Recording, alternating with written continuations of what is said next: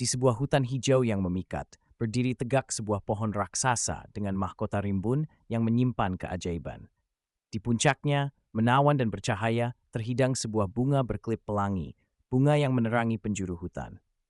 Bunga ini, meski sederhana, simbol bagi kegigihan dan berani menghadapi tantangan.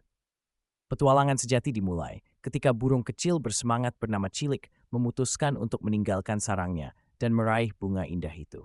Ia harus mengarungi angin dan cuaca, berhadapan dengan predator, menjalani perjalanan yang belum pernah ia alami sebelumnya.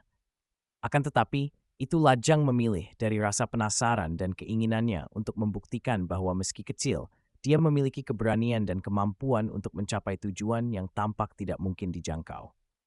Saya bisa, pikirnya dengan semangat dan tekad yang tak tergoyahkan. Bergeming dan siap, Cilik meluncur melintasi hutan, tantangan di puncak pohon rasa.